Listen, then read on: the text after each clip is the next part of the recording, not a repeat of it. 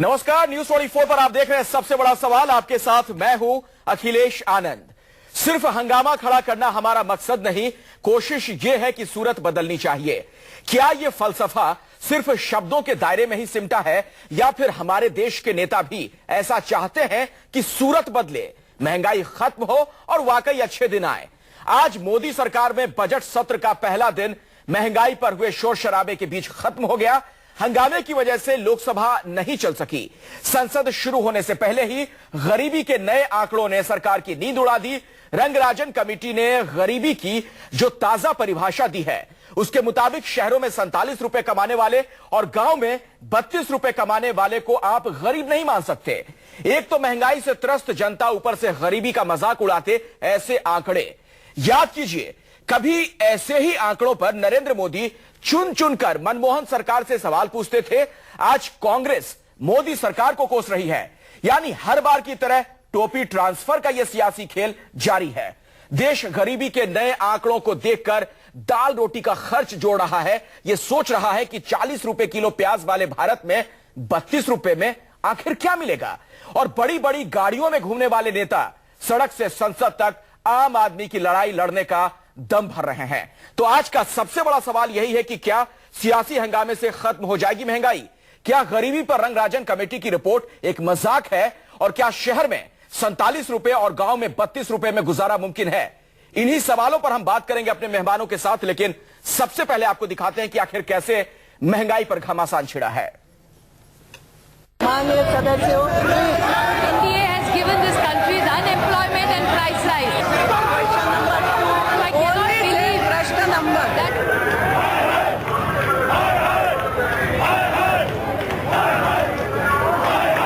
अच्छे दिन लाने के वायदों पर सवार होकर सत्ता में आई नरेंद्र मोदी की सरकार के 41 दिन में जब महंगाई ने आम आदमी को चौतरफा जकड़ लिया, जब आलू, प्याज, टमाटर की कीमतें भी आसमान छूने लगी, जब सियासी आक्रोश सड़कों पर सरेआम होने लगा, तो बजट सत्र के पहले ही दिन संसद भी उबल पड़ी। विपक्षियों ने कहा बुरे दिन आ गए, तो मोदी की पार्टी ने दलील दी कि कांग्रेस ने जो बोया था वही काट रहे हैं, और लोकतंत्र का मंदिर वाद विवाद प्रतियोगिता का अखाड़ा बन गया। वोट अगर इस भारतीय जनता पार्टी को मिला है, सरकार को मिला है, वो महंगाई के नाम पे मिला है। लेकिन आज भारतीय जनता पार्टी के 1.25 महीने में ही हम चुमुखी महंगाई देख रहे हैं। इतनी चुमुखी महंगाई कभी नहीं हुई है।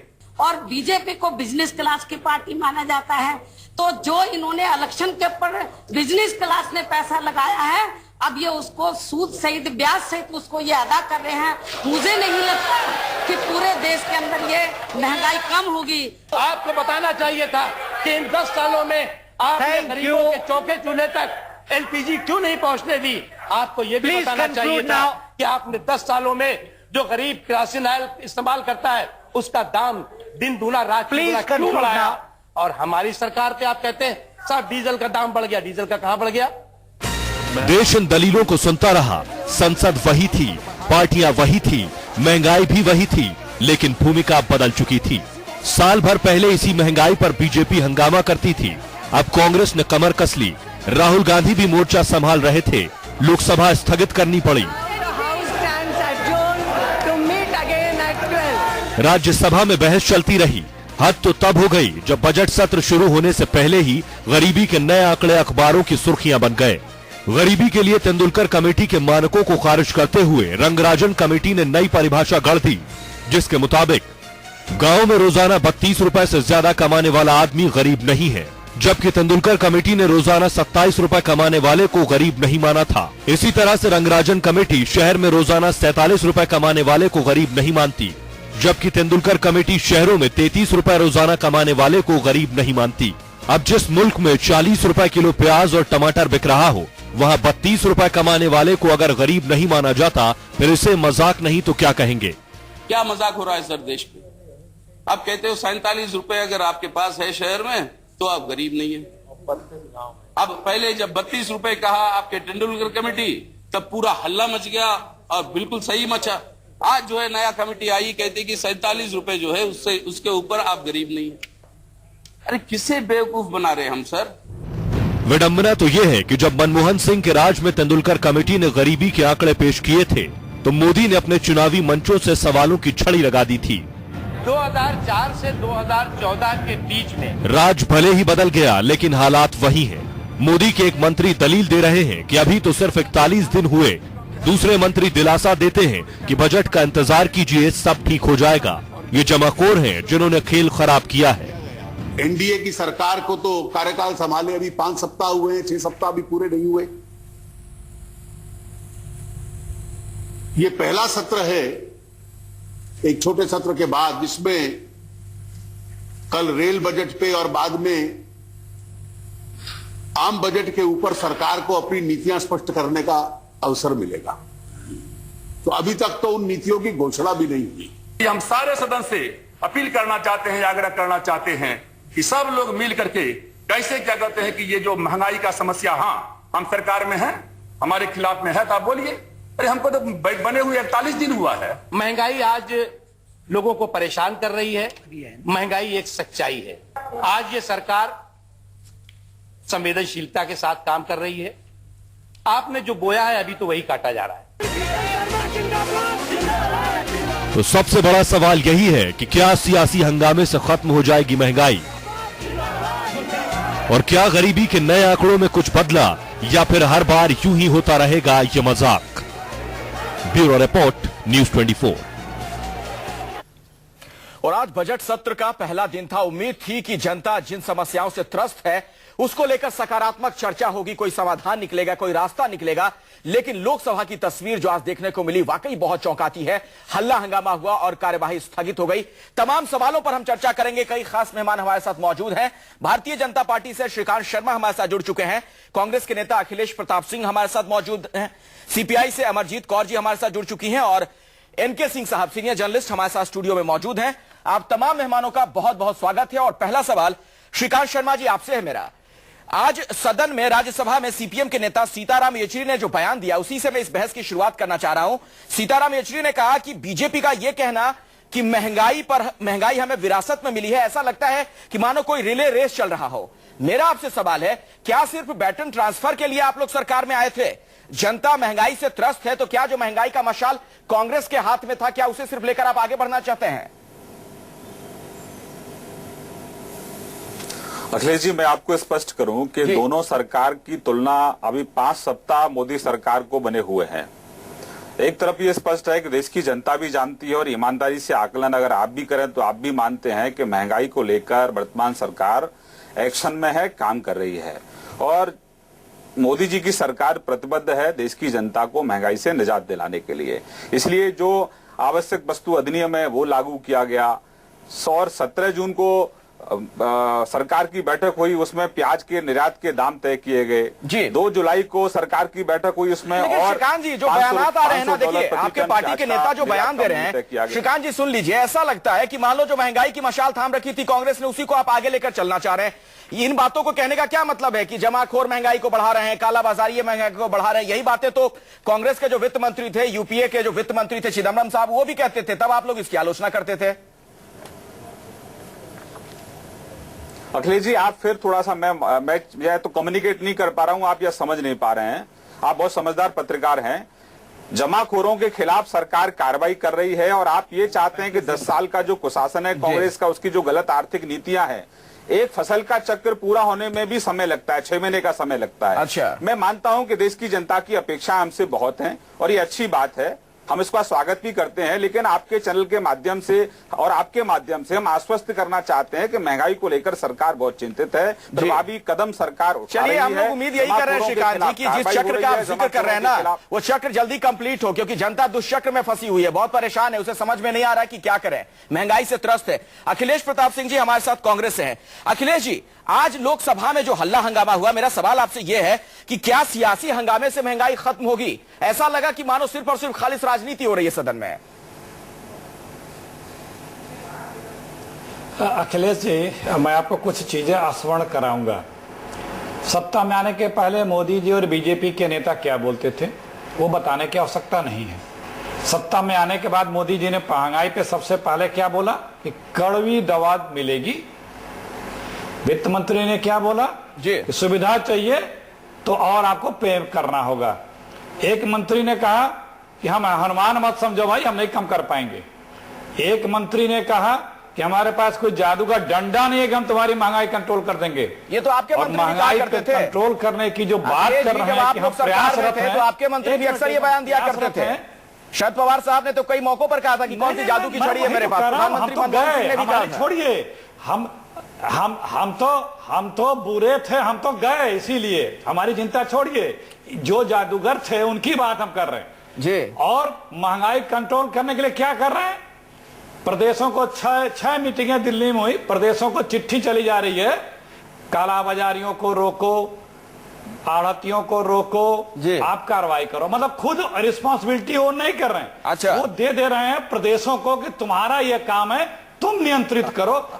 और एक दिन इनके एक मंत्री जी आए, वो 4 उदाहरण बताए, उसमें बोल दिया कि किसानों को छूट दे दी गई है कि मंडी में अनाज अपना न बेचें या फल सब्जी न बेचे, कहीं बेच सकते हैं। अरे भाई, पहले भी कहीं रोक नहीं थी, वो अपना खाता भाई दिखा करके कहीं भी ले जाके बेच। कुल मिलाकर तस्वीर है कि जो स्थिति पहले थी वही लागू है। इसमें आम जनता कहां है? सवाल तो ये, अमरजीत कौर जी आपसे मेरा सवाल है, सीपीआई की पहले हम यथार्थ बताते थे। अखिलेश जी ऐसा नहीं है, पहले हम यथार्थ बताते थे, हम प्रयास करते थे। ये तो कुछ नहीं कर रहे हैं, ये तो सिरे से डिनायल कर रहे हैं। आप बीजेपी कभी भी गरीबों की बताते रहे और प्रयास करते रहे, कभी प्रो पुअर नहीं रही है जी। कभी अखिलेश जी, कभी बीजेपी प्रो पुअर नहीं रही है। रेलवे का भाड़ा बढ़ाया है, उसमें गरीब सवाल ये कि आप प्रो पुअर है तो उसका क्या फायदा गरीबों को मिला? गरीबी के जो ताजा आंकड़े आए, गरीब बढ़ गए, उसका जिक्र करूंगा थोड़ी देर में, रंगराजन कमेटी का मैं जिक्र करूंगा। लेकिन यहाँ पर मैं समझना चाहूंगा आपसे अमरजीत कौर जी, बीजेपी और कांग्रेस की आर्थिक नीतियों में क्या बुनियादी फर्क आपको नजर आता है? क्यों उम्मीद करें? थोड़ी देर में रंगराजन कमेटी का मैं जिक्र करूंगा, लेकिन यहाँ पर मैं समझना चाहूंगा आपसे अमरजीत कौर जी, बीजेपी और कांग्रेस की आर्थिक नीतियों में क्या बुनियादी फर्क आपको नजर आता है? क्यों उम्मीद करें अगर यूपीए के वक्त महंगाई थी तो महंगाई खत्म हो जाएगी? उम्मीद कर सकते हैं। देखिए, आपने जो अपनी बातचीत को शुरू करते ही कहा था कि टोपी ट्रांसफर का खेल हो रहा है, बिल्कुल सही बात है। आर्गुमेंट्स इस पाले से उस पाले में चले गए हैं, चेहरे बदल गए हैं। नीतियां वही रहेंगी तो महंगाई रुकेगी नहीं। बात बहुत सीधी है। ये भी कह देना कि हमें विरासत में मिला, तो एनडीए कहती थी हमें यूपीए से विरासत में मिला, फिर एनडीए ने 6 साल राज किया तो फिर यूपीए ने कहा हमें विरासत में मिला, और आज बीजेपी की सरकार कहना चाहती है हमें विरासत में मिला। विरासत में अच्छी चीज मिले अमरजीत जी, उसको ढोना आगे नहीं। सवाल ये है, बुरी चीजों को विरासत में लेने का सवाल ये है कि इन्होंने ये कहा था कि हम सत्ता में आएंगे तो हम परिवर्तन कर देंगे, हम सत्ता में आएंगे तो हम नीति बदल देंगे, हम सत्ता में आएंगे तो महंगाई पे तुरंत लगाम लग जाएगी। तो आज अगर ये बोलते हैं जादू की छड़ी नहीं है, तो तब क्यों ये भास दे रहे थे जनता को कि जादू की छड़ी होगी? और इसलिए हम ये कहना चाहते हैं, इवन जी जैसे रेल का भाड़ा बढ़ाया और पैसेंजर के साथ साथ जो फ्लाइट चार्जेस बढ़ाए गए, जो महंगाई को आगे बढ़ाने में बहुत बड़ा रोल अदा करते हैं, उस पे भी इन्होंने झट से कह दिया पिछली सरकार का फैसला था, जबकि पिछली सरकार का फैसला नहीं था, रेगुलेटरी अथॉरिटी का फैसला था और पिछली सरकार ने उसको रिजेक्ट किया था। हो सकता है चुनावों की मजबूरी में क्या हो, लेकिन इनके ऊपर कोई बाधा नहीं थी। इन्होंने वो बहाना लिया और इसको बढ़ाया। इनके मंत्री ने कहा कि चीनी का इतना स्टॉक है, हमें कोई दिक्कत नहीं आएगी, अगले ही दिन 2 रुपए बढ़ गए। और उसके साथ साथ अब खान पान की चीजों के साथ साथ जो हो रहा है, Rajasthan government, Gujarat government, Madhya Pradesh government BJP के हाथ में है, और मैक्सिमम सप्लाई दिल्ली को प्याज की अगर कहीं से हो सकती है वहां से हो सकती है। कि जनता को कुछ मिल नहीं रहा है सिवाय छलावे के, सरकार बदली है, बिल्कुल। एनके सिंह साहब, ये जो बजट सत्र का आज पहला दिन हंगामे की भेंट चढ़ गया, इसको आप किस तरह से देख रहे हैं? आज क्या महंगाई पर सकारात्मक बहस नहीं हो सकती थी लोकसभा में? ये हल्ला हंगामा, ये सारी चीजें जो देखने को मिल रही है, इसका क्या मतलब है आखिर? नहीं, पार्लियामेंट में ये होता है, और यही नहीं, ब्रिटिश पार्लियामेंट में जो हर पार्लियामेंट की जननी कहा जाता है, वहां भी होता है इस तरह का एडवर्सरियल डेमोक्रेसी में लगातार अपोजिशन और ये रूलिंग पार्टी कन्फ्रंट करते हैं, इसमें कोई बुराई नहीं है, लेकिन कन्फ्रंट करके किसी सॉल्यूशन पे आए तो ये ज्यादा अच्छा रहेगा। संघर्ष, एनके सिंह साहब आप वरिष्ठ पत्रकार हैं, संघर्ष अगर सड़क पे हो तो बेहतर है, संसद में तो बहस होनी चाहिए। हाँ, बहस होनी चाहिए, पर ये जो आज जो हुआ वो बहस का ही एक पार्ट है कि आप पहले दिन इस तरह करते हैं ताकि पब्लिक में मैसेज जाए। अच्छा होगा कि अगर आप सड़कों पे आए करें।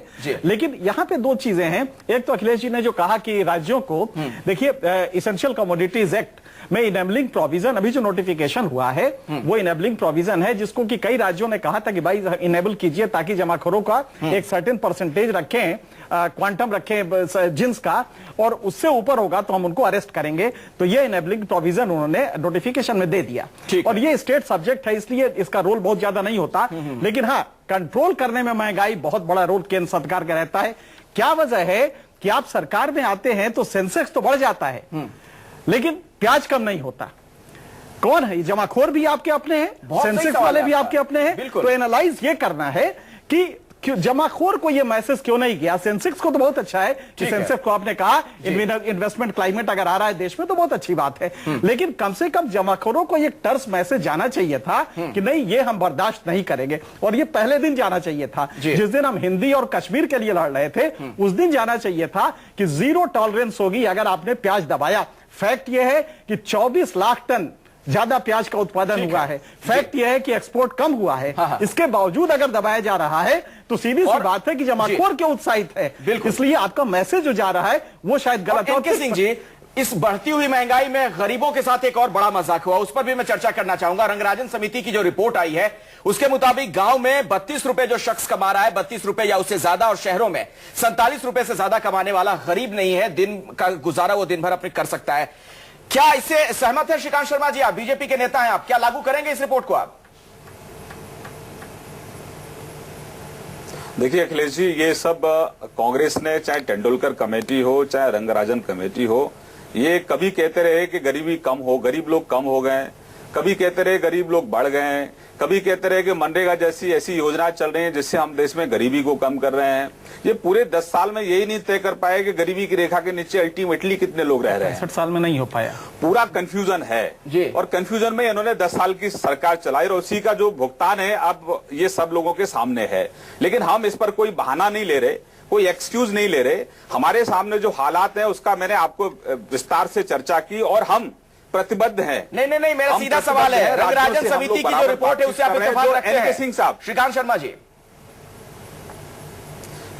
मैंने पहले कहा कि ये दोनों जो कमेटियों की रिपोर्ट की आप चर्चा कर रहे हैं, तेंदुलकर कमेटी हो चाहे रंगराजन कमेटी हो, ये कांग्रेस के द्वारा बनाई गई कमेटी है, आपस में ही विरोधाभास है। इससे स्पष्ट होता है कि कांग्रेस गरीबों को लेकर, गरीबों से महंगाई को लेकर, मेरा सवाल जो सीधा सा है आप उसका जवाब नहीं दे रहे, कहीं ना कहीं आप घूम रहे हैं। के बहाने पूछ रहा हूं, क्या इस रिपोर्ट को आप मानेंगे? आपकी सरकार लागू करेगी इसे? महंगाई की जो नई परिभाषा गढ़ी गई है, शहर में 47 रुपए कमाने वाला, गांव में 32 रुपए कमाने वाला गरीब नहीं है। बिल्कुल।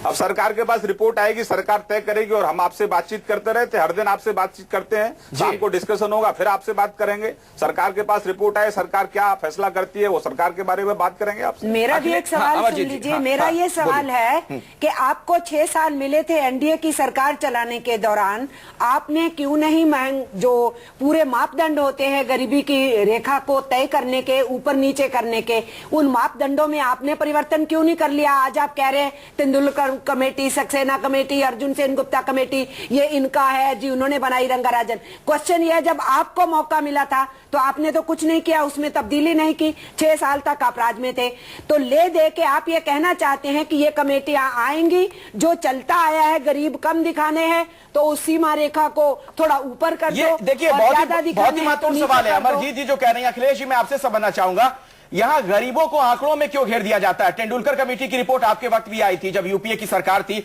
और वहां सेन गुप्ता कमेटी की रिपोर्ट, हाँ, तमाम कमेटियों की रिपोर्ट आती रही है।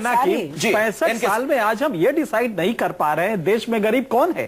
कितना बड़ा मजाक है पॉलिटिकल क्लास का, पर्टिकुलरली जो रूरल है। डिसाइड करते हैं तो व्यवहारिक नहीं होता है, नहीं कभी नहीं। वो तो इस बात में होता है कि हम सब्सिडी कितना देंगे। आज आप देखिए कि अगर इसको मान लिया जाए, रंगराजन की कमेटी की रिपोर्ट मान ली जाए, तो देश में 2 lakh crore food security act को अमल करने के लिए चाहिए। अगर रंगराजन कमेटी को आप मान लें और 37 करोड़ पीडीएस उस पॉवर्टी स्ट्रिकन मान ले, पॉवर्टी सीमा के नीचे मान ले बीपीएल लोग, तो आपको 2 लाख करोड़ चाहिए हर साल। अब सरकार इसलिए नहीं मानेगी कि साहब 2 लाख करोड़ लाएंगे तो सब्सिडी हमारी बढ़ जाएगी, सब्सिडी बढ़ेगी तो फिस्कल डेफिसिट बढ़ेगा। ठीक है, तो ये पैराडॉक्स आज 65 साल से ये मजाक ही हो रहा है गरीबों के साथ। अखिलेश जी, मेरा सवाल आपसे वही है जो श्रीकांत शर्मा जी से मैंने पूछा था। रंगराजन कमेटी की जो रिपोर्ट आई है, क्या आप उससे इत्तेफाक रखते हैं कि शहर में जो शख्स 47 रुपए कमा ले और गांव में 32 रुपए, वो गरीब नहीं है? देखिए हमारे कहने न कहने का कोई मौजूद वक्त नहीं है, क्योंकि जिसे लागू करना है उसे कहना चाहिए, क्योंकि कल तक ये इसी तरह की उंगली उठाते थे। तब आज आपको अवसर मिला है, आप कह दीजिए हम नहीं मानते, हम इतना रुपया मानेंगे। लेकिन मोदी की रिजीम में क्या किसी को इतनी लिबर्टी है कि वो बता सकता है कि हम क्या करने वाले हैं? क्या जब मिनिस्टरों को अपना पीएस एपीएस रखने का अधिकार नहीं, तो श्रीकांत शर्मा जी बेचारे क्या रखेंगे? दूसरी बात सरकार ने भी तो 32 और 26 का सुप्रीम कोर्ट में एफिडेविट दिया था। 32 और 26 का, उसमें 1 रुपए बढ़ा दिए गए थे गरीबी के आंकड़े कम करने के लिए। अखिलेश जी, आपके टाइम भी है तेंदुलकर समिति की जो रिपोर्ट आई थी, उसमें भी जो आंकड़े थे वो चौंकाने वाले के लिए एक जी हाँ, एक सेट पैटर्न के हिसाब से कमेटियां रिपोर्ट देती रही हैं और ये परंपरा चली आ रही है। दूसरी बात जो इन्होंने कही सर, लेकिन ये कौन सी परंपरा है अखिलेश जी? आप समझाइए, वरिष्ठ नेता हैं, अभी से परे हो, हकीकत से परे हो, इन आंकड़ों का क्या करना है हमें? पर अगर था तो एनसी सक्सेना की क्यों नहीं मान ली, जिसमें कि 50% पॉवर्टी बीपीएल के नीचे? देखिए इन आंकड़ों से क्या होता है, इन आंकड़ों से क्या होता है, क्या होता है? आप अगर समय तो मैं समझाऊं। हमारी बीपीएल सूची बन गई। क्या बीपीएल सूची में सारे लोगों को फैसिलिटी मिलती है? 40% लोगों को मिलती है। सूची भले बन जाए, आप इंदिरा आवास भी सबको नहीं देते हैं, आप BPL card, APL BPL card भी सबको नहीं बनाते हैं। इम्प्लीमेंटेशन की प्रॉब्लम आ रही है, इम्प्लीमेंटेशन के लेवल पे दिक्कतें हैं अखिलेश जी, लेकिन उस सूची में भी नहीं मिलती है सारी फैसिलिटी जो गरीबों को मिलती है। ये सब खेल इसलिए तो नहीं किया जाता कि गरीबी के जो आंकड़े उसको कम करके दिखाओ। बिल्कुल यही पर्पस है, गरीबी के आंकड़े कम दिखाओ। यही यूपीए सरकार की एनसी सक्सेना कमेटी की रिपोर्ट आई, उसमें 50% कहा गया था बीपीएल में है, वो नहीं मानी गई। उसके बाद दूसरी कमेटी बैठाई गई। कमेटी दर कमेटी बैठाते हैं आप, और सिर्फ ये करने के लिए कि किसी तरह हमें ज्यादा सब्सिडी ना देना पड़े। कितना बड़ा एक क्रिमिनल नेग्लेक्ट है पॉलिटिकल क्लास की तरफ से कि आप आज तक पॉवर्टी नहीं डिसाइड कर पा रहे। एक कॉमन पहले कंजम्पशन से लेके चले थे और आज आप रुपए में आ गए हैं कि 42 रुपए होगा कि 47 रुपए होगा कि 36 रुपए होगा। ये तमाशा जो हो रहा है, सिर्फ पर्पस ये है कि किसी तरह से सब्सिडी अगर हम ज्यादा देंगे, जबकि फैक्ट ये है कि आप इसी बजट में रेवेन्यू फॉरगॉन में आप 5.5 लाख करोड़ इंडस्ट्रीज को दे देते हैं, कोई दिक्कत नहीं होती है। लेकिन जब गरीब को पहचानना होता है, उसको इमदाद देना होता है, तो आपके लिए सारी प्रिंसिपल्स आ जाती है। मैं अमरजीत जी आपके पास अपनी बात रखिएगा। अखिलेश जी कुछ कहना चाह रहे थे, अखिलेश जी बोल लीजिए। देखिए जो जमीन पे हम बीपीएल या गरीबी रेखा देखते हैं वो क्या है? वो यही है कि कुछ जो सरकार की खैराती या सपोर्टिंग स्कीमें हैं गरीबों के लिए, वो लोगों को मिले है। आपने वो कुछ लोग उससे कवर कवर नहीं हो सकता। खैरात ना कहिए, दूसरी बात आपका व्यूअर आप बहुत नाराज होगा। बिल्कुल नहीं, जो सब्सिडाइज स्कीमें हैं सरकार की, जो सब्सिडाइज स्कीमें हैं, मेरी बात होने दें, जो सब्सिडाइज स्कीमें हैं जिसमें गरीबों को हम देते हैं, वो कुछ हद तक देते हैं, सबको नहीं मिलता है। नहीं, देखिए एक दूसरा पहलू सरकार का ये रहता है, गरीब सरकारें यही सोचती है जहाँ प्याज 40 रुपए किलो बिक रहा है, वहाँ पर 40 रुपए दिन भर में गुजारा करने के लिए दे रहे हैं गरीब को। देखिए कांग्रेस और बीजेपी में दोनों से कहना चाहती हूँ, आप सब जानते हैं, इस वक्त हिंदुस्तान की ट्रेड यूनियन न्यूनतम वेतन की मांग रही है। इंडियन लेबर कॉन्फ्रेंस ने 15वीं कॉन्फ्रेंस ने जो मापदंड तय किया था, न्यूनतम वेतन किसको दी जाती है? जो बिल्कुल अनस्किल्ड लेबरर होता है, सड़क के ऊपर काम करने वाला, असंगठित क्षेत्र में, उसकी जो इंडियन लेबर कॉन्फ्रेंस ने मापदंड तय किया था, उसके हिसाब से आज की डेट में 15,000 रुपए बनता है। उसका मतलब 500 रुपए पर डे अगर एक परिवार में पहुंचेगा तो वो परिवार खा सकेगा, बच्चा थोड़ा बहुत सरकारी स्कूल में पढ़ लेगा, और बच्चा प्रति व्यक्ति 100 रुपया, और यहाँ 47 रुपए का मतलब हुआ, अगर एक जना कमाता है, 5 सदस्य हैं तो बांट लीजिए कि दिन के अंदर कितना पड़ा। तो आप सिर्फ चाहते हैं जानवर की तरह सिर्फ अनाज फेंक दो, अगले दिन वो जिंदा रहे और काम करे। ये क्या सोच है? मजाक का सिलसिला यही नहीं रुकता है, मजाक का सिलसिला आगे बढ़ता है। मैं दर्शकों को जरा सुना देता हूं, मेरे पास पूरी फहरिस्त है। तमाम दल के नेता गरीबी को लेकर अपनी परिभाषाएं दे चुके हैं। फारूक अब्दुल्ला साहब नेशनल कॉन्फ्रेंस के, उन्होंने कहा था कि आप 1 रुपए में भी भरपेट खाना खा सकते हैं। रशीद मसूद कांग्रेस के नेता ने कह दिया था दिल्ली में 5 रुपए में कोई व्यक्ति भरपेट भोजन कर सकता है। राज बब्बर साहब का बयान आया था कि आज भी मुंबई शहर में मैं 12 रुपए में एक पूरा भोजन, एक प्लेट भोजन कर लेता हूं। आशीष सेलार मुंबई में सिटी प्रेसिडेंट हैं बीजेपी के, उनका बयान आया था कि यह मुंबई है, यहां 5 रुपए में पेट भर खाना खाया जा सकता है। ये सब जो बयान आते हैं श्रीकांत शर्मा जी, ये क्या गरीबों का मजाक नहीं होता है? देखिए, जिन लोगों ने 60 साल इस देश का दोहन किया और जो गरीबी को मिटाएंगे ऐसे नारे लगाए, आज उन्हीं के प्रवक्ता हमारे मित्र कह रहे हैं कि हम गरीबों को खैरात बांटते हैं। मतलब आप एक तरफ तो भोजन के अधिकार की बात करते हैं, लोगों को राइट टू फूड की बात कर रहे हैं, वहीं आप खैरात की बात करते हैं। तो जो अंदर का जो उनका है वो सब उनकी जबान पर आ गया। कितना अपमानित इन्होंने अब तक अपने जो जी इतना अपमानित किया है लोगों को। अखिलेश जी से जवाब वजह से आज एक समय 400 देखिए ऐसा है, एक सेकंड जो सब्सिडाइज स्कीम है, देखिए एक सेकंड मत करिए, जो सब्सिडाइज स्कीम है उसको गांव में जिस भाषा में बोलते हैं मैंने बोल दिया। अखिलेश प्रताप सिंह जी को सुन लीजिए, फिर ब्रेक के लिए रुकना पड़ेगा। सब्सिडाइज स्कीम को जो ये क्या बोलेंगे, ये क्या बोलेंगे? अभी इन्होंने, इन्हीं की सरकार ने दिल्ली में फूड मिनिस्टरों के मीटिंग में यह कहा है कि मनरेगा इस देश में महंगाई की जड़ है। इन्होंने रिटर्न दिया है फूड मिनिस्टरों के मीटिंग में। उसका कारण क्या है? इन्फ्लेशन और महंगाई की जड़ ये है। जो हमारी सब्सिडाइज स्कीमें हैं, गांव में कुछ लोग इस शब्दों का प्रयोग करते हैं। मैंने वही बात कही। चलिए, तो आप दोनों इस तरह के शब्दों का प्रयोग करते हैं, इसका मतलब ये है, ये थी मतलब गरीबों को लेकर क्या मेंटालिटी है, क्या मानसिकता है, वो मुझे लगती है। सर मैं आऊंगा। सबसे बड़ा सवाल में आज हम महंगाई पर चर्चा कर रहे हैं, लेकिन जिस तरीके से रंगराजन कमेटी की रिपोर्ट आई है और गरीबी की नई परिभाषा उसमें गढ़ दी गई है, उससे कई सारे सवाल खड़े हो गए हैं। उस पर भी हम बातचीत कर रहे हैं। और जरा ये आंकड़े देखिए, गौर कीजिए। शहर में जो शख्स 47 रुपए से ज्यादा हर रोज कमा रहा है और गांव में 32 रुपए से ज्यादा कमा रहा है, वो गरीब नहीं है, एक दिन का उसका गुजारा मुमकिन है। वो ऐसी स्थिति में, जबकि ये देखिए टेलीविजन स्क्रीन पर देखिए, 32 रुपए में क्या आपको मिलता है दिन भर में? चावल 25 रुपए किलो है। चावल खरीदे, वो भी मामूली चावल खरीदेंगे आप 25 रुपए किलो। दाल 70 रुपए किलो खरीद कर लोग लाते हैं घर। आलू 40 रुपए प्रति किलो आज मिल रहा है। इसके अलावा और भी जो तमाम चीजें हैं उनकी कीमतों में आग लगी हुई है। प्याज 40 रुपए किलो। ये हम आपको मोटा मोटी तौर पर कुछ आंकड़े दिखा रहे हैं, ये समझाने के लिए कि ये जो परिभाषाएं गढ़ दी जाती हैं, ये जो समितियां बनाई जाती हैं, बड़ा सवाल ये खड़ा हो जाता है कि इन समितियों का आखिर मकसद क्या रहता है, इनका मतलब क्या है जब काल्पनिक आंकड़े ही पेश करने हैं। श्रीकांत शर्मा जी, आपसे मैं शुरू करना चाहूंगा इस बातचीत को। अगर आपको पिछली सरकार की नीतियां ही लागू करनी थी तो आपको फिर ये फ्रेश मैंडेट मिला क्यों? जनता ने क्यों आपको चुना?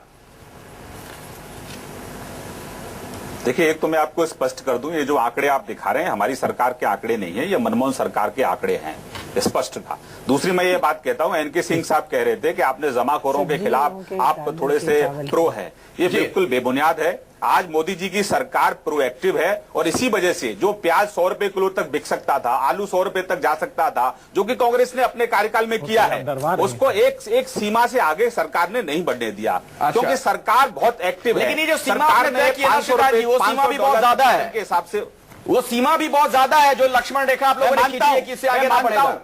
मैं मानता हूं, मुझे समय दीजिए, मैं मानता हूं, लेकिन देखिए प्याज का कोई किल्लत देश में नहीं है, आलू की किल्लत इस देश में नहीं है। ये कांग्रेस द्वारा संरक्षण कुछ जमाखोरों को, कुछ माफियाओं को मिलता रहा है। अखिलेश जी, वो हमेशा 10 कुल मिलाकर गेंद आपके पाले में डाला जा रहा है। सवाल कोई भी पूछूं, जिम्मेदारी आपकी बन रही है। अखिलेश जी सुन लीजिए, सुन लीजिए। अखिलेश प्रताप सिंह जी, उनको जमाखोरी का, क्योंकि उनको कमीशन देने की आदत पड़ी है देश में। कांग्रेस जमाखोरों से कमीशन लेते थे, भी है इस देश जनता पर वजन डलता था। बीजेपी जमाखोरों, कालाबाजारियों की प्रो पार्टी रही है और आज हम प्रतिबद्ध हैं, सुरक्षित। आज हम प्रतिबद्ध हैं। आज हम अखिलेश जी को सुन लीजिए। श्रीकांत जी को महंगाई, श्रीकांत जी महंगाई के लिए सीधे सीधे आप कांग्रेस को दोषी ठहरा रहे हैं, तो सुन तो लीजिए अखिलेश प्रताप जी क्या तर्क दे रहे हैं। अखिलेश जी। आनंद जी, ये हिंदुस्तान में सबको पता है, जनसंघ से लेकर के आज तक, कि बीजेपी जब आती है तो काला बाजारियों और ब्लैक मार्केटरों के अच्छे दिन आने लगते हैं। ये आम अवधारणा है। जनरल और ये हकीकत इसीलिए अगले सुन लीजिए, आप झूठा आरोप मत लगाइए, बच नहीं सकती। दूसरी बात, आज 100 रुपए किलो, 100 रुपए किलो प्याज नहीं बिक रही है, अभी आज 100 रुपए किलो दाल नहीं बिक रहा है, हो जाए आज 50 रुपए किलो चीनी नहीं बिक रही है। चलिए, नहीं तो आप गलत झूठे क्यों आरोप लगा रहे हैं? ये आप कभी 100 रुपए किलो छोड़िए, आपने 100 रुपए किलो प्याज बेची है, मुद्दे पर मैं बात करूं, आपको अभी गिना सकते हैं क्या? क्योंकि अखिलेश जी तो मान रहे हैं कि इसकी सजा उनको मिल गई है, वो लोग हार चुके हैं पूरी तरह से। अब आप उन्हीं के पाले में गेंद क्यों बार-बार फेंके जा रहे हैं? 24 लाख टन एक्स्ट्रा। एक मिनट आता हूं एनके सिंह साहब, अखिलेश जी बोलिए। बात कर रहा था, जो आपने मुद्दा उठाया अखिलेश जी, मैं जो आपने मुद्दा उठाया है ये गरीबी की जनगणना का। अभी भारत सरकार का जो आर्थिक सामाजिक और जाति जनगणना चल रही है उसमें गरीबी की जनगणना भी है, आर्थिक जनगणना भी है। हम 30 साल से राजनीति कर रहे हैं, इस आंकड़े की और उस जनगणना को हम कभी मेल देखे नहीं। अभी जनगणना फाइनल स्टेज पे है यूपी में, सूची का प्रकाशन गांव में हो रहा है, आपत्ति देनी है।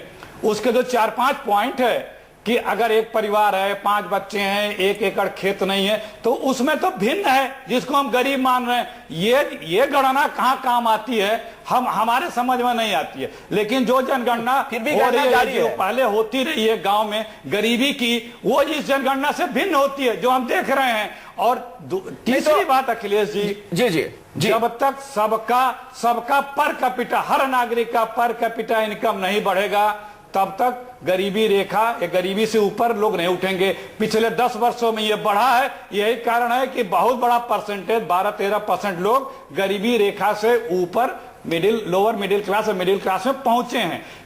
ये आंकड़ों की बात आजाद हुए देश को इतने दशक गुजर गए, 6.5 दशक गुजर गए। इनके सिंह साहब, चलिए मैं वापस लौट रहा हूं जो रंगराजन समिति की रिपोर्ट है उसकी तरफ, या उसके पहले जो तेंदुलकर समिति की रिपोर्ट आई थी। इनके सिंह जी, ये क्यों समितियां बनती हैं फिर? क्या गरीबों का मजाक उड़ाने के लिए? क्या आप ऐसी परिभाषा कर दो कि गरीब के कोई हक तो मिला नहीं इस देश में, और मतलब उसके जो जख्म है उस पर नमक छिड़क दो?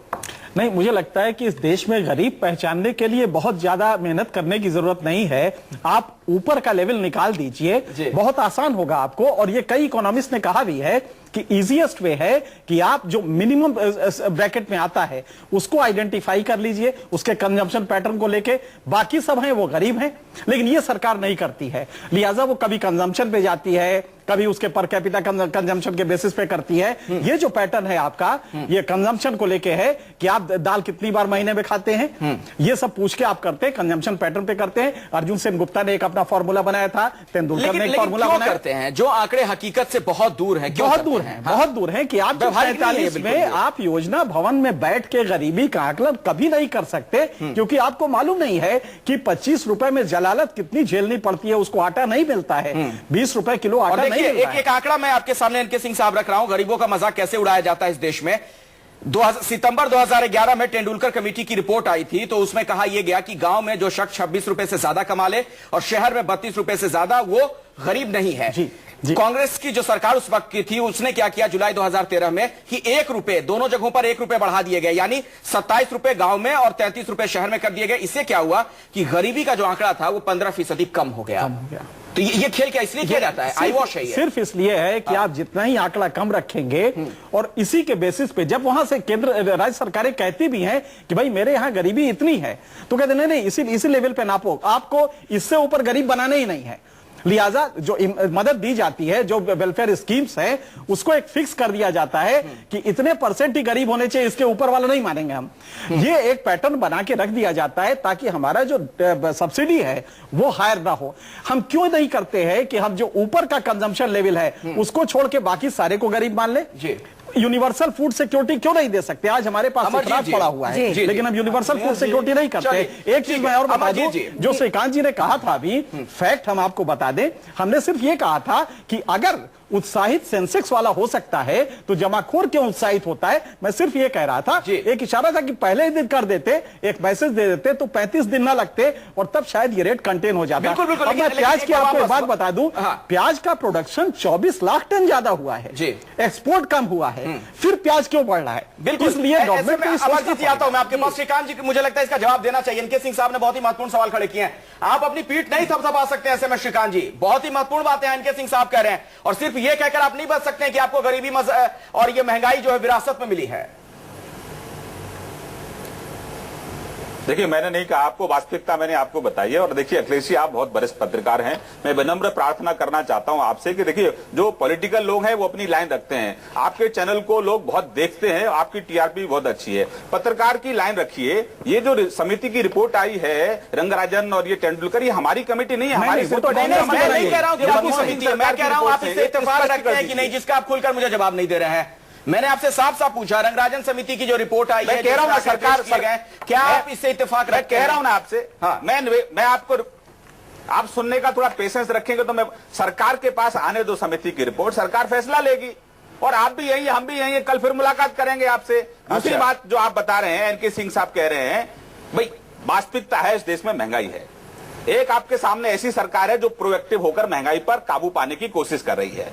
एक ऐसी सरकार थी जो कुंभकर्ण की नीति सोती रहती थी, उसका मकसद भ्रष्टाचार करना और देश की जनता के साथ विश्वासघात करना। आप कम से कम दोनों सरकारों की तो 5 ये कमेटी जब आएगी या नहीं आएगी, आज की डेट में क्या इस कमेटी को ठंडे बस्ते में डाला जा सकता है? मान लीजिए कमेटी की रिपोर्ट आपकी कैबिनेट के सामने आती है, आपका व्यू पॉइंट तो होना चाहिए, आप इसको रिजेक्ट करेंगे कि आप बहुत प्रवचन हम कर रही हैं सीधे सीधे कहना चाहते हैं इस देश के अंदर गरीबी की इतनी बदतर हालत है कि आप गांव के लोगों को 100 दिन रोजगार नहीं दे सकते हैं, उसके लिए पार्लियामेंट से कानून लाना पड़ता है। ये यथास्थिति है। और हम ये भी देख रहे हैं कि बेकारी इन दिनों में बढ़ी है, ठेकेदारी प्रथा बढ़ गई है, जितनी रफ्तार से महंगाई बढ़ी है उतनी रफ्तार से आमदनी नहीं बढ़ी है, लिविंग स्टैंडर्ड और नीचे आ गया है। इसलिए ये जो गिनतियां बताई जा रही हैं, इस गिनतियों के झंझट से बाहर आना चाहिए, यूनिवर्सल पीडीएस करना चाहिए, खाने का, रहने का, शिक्षा का, इलाज का प्रतिबंध और किराया, काम के लिए जब जाते हैं तो किराया, अगर इस सबको आप जोड़ते हैं तो ये सरकार, एम्प्लॉयर्स और ट्रेड यूनियंस ने, तीनों ने मिलकर एक कंसेंसस बना के फार्मूला निकाला, उसको मान लीजिए ना। श्रीकांत जी जवाब दीजिए, लेवल पे लोगों, आता हूं आपके पास। श्रीकांत जी, 80% जनता को चाहिए वो मिनिमम 15,000 कमाई। श्रीकांत जी, देखिए, जो मैडम आरोप लगा रही हैं, ये उसी सरकार ने, उसी पार्टी की देन है जिसका 2004 में इन्होंने समर्थन किया था। हाँ, किया था। 30 साल इनकार कर रहे हैं क्या? में शासन करने आरोप ना आरोप का सवाल नहीं है, हम ये कह रहे हैं सब कमेटियों को रिजेक्ट कीजिए तो इसको नहीं कीजिए। यहाँ आकर आप भाषण दे रहे हैं और ये सब पाप, ये जो मैडम पाप गिना रही हैं, ये उसी सरकार के पाप हैं, उसी पॉलिटिकल पार्टी के पाप हैं जिनको इन लोगों ने 2004 वो 4 साढ़े 4 साल फिर भी इस देश में याद किया जा रहा है हम लोगों की वजह से। कुछ कदम लोग गरीबों के लिए उठे थे, कुछ कदम उठे थे गरीबों के लिए। जरूरी है देश की जनता को बार बार आप इशारा कर दे रहे हैं, शब्दों के घेरे में फंस। अखिलेश प्रताप सिंह जी। अखिलेश जी, मैं कुछ बोल रहा हूं। हाँ बोलिए। अखिलेश जी, ये जो हमारे भाजपा के साथी हैं बार बार 10 साल के पाप का जिक्र कर रहे हैं। हम बड़े भारी पापी थे भाई, हम तीसरे दुनिया में 4 गुना इकोनॉमी अपने देश की कर दिए हैं। जिस दिन आप दूनी कर देना उस दिन नजर भी लाना। हम बड़े भारी पापी थे कि दुनिया के इकोनॉमी हम तीसरे स्थान पर लाए हिंदुस्तान को। हम दुनिया के सामरिक शक्ति दूसरे तीसरे पे बना दिए 10 साल में। हम दूसरी तीसरी मेधा शक्ति बना दिए, हम टेक्नोलॉजी में बना दिए। बुलेट ट्रेन भी आने वाली है, चीजें। इस एक मिनट प्लीज ध्यान से सुने। आप सुन नहीं सकते क्योंकि निंदा सुनाने के लिए लोकतंत्र में कलेजा चाहिए, वो आपके पास नहीं है जिसकी तानाशाही सोच हो। अगर कोई मैडम कह रही है तो आप तर्कों से उसका जवाब दीजिए। सिर्फ नहीं, ये आप श्रीकांत जी के लिए कह रहे हैं। ही एक पार्ट है, विपक्ष के बिना राजनीति नहीं है, विपक्ष के बिना राजनीति नहीं है, दो पटरी है। निंदा का पद भी आपको नहीं दे रहे हैं, सराहना भी करनी पड़ेगी।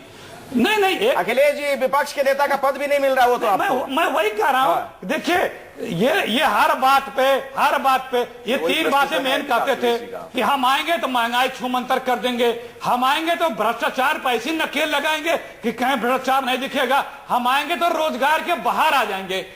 अखिलेश जी, एक चीज आपने कहा है वो गलत है। आप जो तीसरी बड़ी इकोनॉमी बने हैं अखिलेश जी, एक्चुअली वो सत्य नहीं है। हम उसी के इंतजार में। आपने जो बात कही है उसको एनके सिंह साहब झुठला रहे हैं यहाँ पर।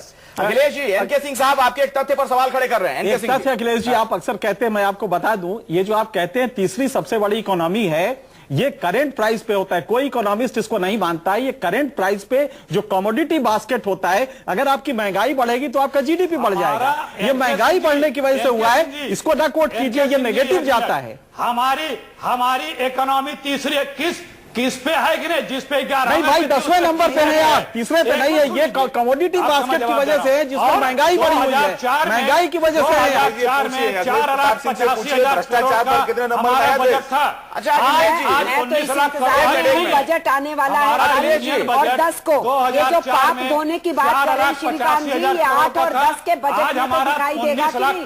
आप तो पाप धोएंगे ना कम से कम, जो उन्होंने पाप किए थे।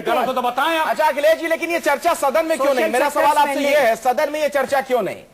आज बजट सत्र का पहला दिन था और जो हल्ला हंगामा हुआ उसकी भेंट चढ़ गई आज की कार्यवाही। आप उन लोगों से क्यों नहीं पूछते जिन्होंने कई सदन ने कैसे सदन के कई सेशन नहीं चलने दिए? उनके ये कोई समृद्ध परंपरा तो है नहीं अखिलेश जी, पार्लियामेंट चलने देते थे। अखिलेश जी, कोई ये समृद्ध परंपरा तो नहीं, उन्होंने नहीं चलने दिया तो आप नहीं चलने देंगे? स्टेटमेंट देते थे। नहीं, परंपरा नहीं। हम सदन को अगर ये कोऑपरेटिव तरीके से चलाएंगे तो सदन चलने दिया जाएगा। सदन का जो काम है वो करे, लेकिन ये काम करते तो दिखे। ये कौन सा स्टेप ला रहे हैं, क्या करने जा रहे हैं? लेकिन आज तो बीजेपी चर्चा में तैयार थी अखिलेश जी। 3 मुद्दे मेन बताते थे। आज तो बीजेपी चर्चा में तैयार थी। किया जाए नहीं आज चर्चा पर तैयार है। तो क्या किया? महंगाई मौजूद समय है। अच्छा। मौजूद सेशन शुरू हुआ है। ठीक है, चलिए। हम क्यों नहीं महंगाई की बात करें? मैं आपकी बात समझ गया। मैं श्रीकांत जी के पास आना चाहूंगा, 1 मिनट। अखिलेश जी, मैं आपकी बात समझ गया। श्रीकांत जी, जरा मुझे ये बताइए, डीजल और पेट्रोल की कीमतों से भी जनता त्रस्त है। तेल का बहुत बड़ा वास्ता होता है, जो महंगाई बढ़ती है उसमें उसका भी बहुत बड़ी भूमिका उसकी होती है। आप लोग एक तर्क दिया करते थे जब कांग्रेस ने तेल के दामों को बाजार के हवाले किया था, यूपीए सरकार ने, आपने कहा था कि टैक्स स्ट्रक्चर जो है उसको चेंज करके हम फिर से इसको कम करने की कोशिश करेंगे। क्या इस दिशा में आप लोग कोई कदम बढ़ाने वाले हैं? देखिए, मैंने कहा 5 सप्ताह सरकार को हो गए हैं और आप थोड़ा, एक मैंने पहले भी कहा था कि फसल का चक्र पूरा होने में भी 6 महीने लगते हैं। मैं आपके माध्यम से देश की जनता को आश्वस्त करना चाहते हैं कि हमारे पास इतने संसाधन हैं कि हम भारत अपने दम पर, हिंदुस्तान अपने 125 करोड़ जनता का पेट पाल सकता है। पहली बात। जहां तक आप तेल की बात कर रहे हैं, 2006 में कांग्रेस ने ही ओपन मार्केट के लिए पेट्रोल के दाम तय किए। आपकी सहमति के साथ मार्केट में दाम होगा वो होगा। आपकी पार्टी के साथ सहमति के साथ डीजल में गलत एनडीए सरकार लाएगी डीरेगुलेशन, तब कर नहीं पा रहे थे, फिर कांग्रेस के टाइम पे।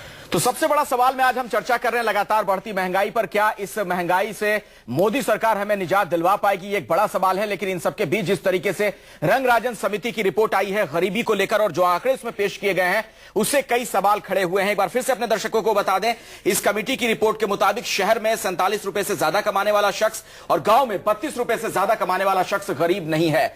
सवाल यही कि इस तरह के काल्पनिक आंकड़ों के जरिए क्यों गरीबी की परिभाषा दी जाती है। एनके सिंह जी, आपसे मैं शुरू करना चाहूंगा इस सेगमेंट को। इस तरह की समितियों का आखिर मतलब क्या है? क्यों अव्यवहारिक आंकड़े दिए जाते हैं? नहीं, देखिए, एक चीज है, अव्यवहारिक नहीं है। इकोनॉमिस्ट हैं, अपने डेफिनेशंस लाते हैं कि हम कितने पे कट ऑफ मान सकते हैं। 70s में जब पहली बार हुआ, इसके पहले आता था तो आमदनी आपकी कितनी है, इसको जीडीपी से, अपना जीएनपी से भाग देते थे और तब निकालते थे। इस समय यह है कि पॉवर्टी लाइन जो आपने बनाई है, एक कंसेप्ट आया कैलोरी इंटेक को लेके।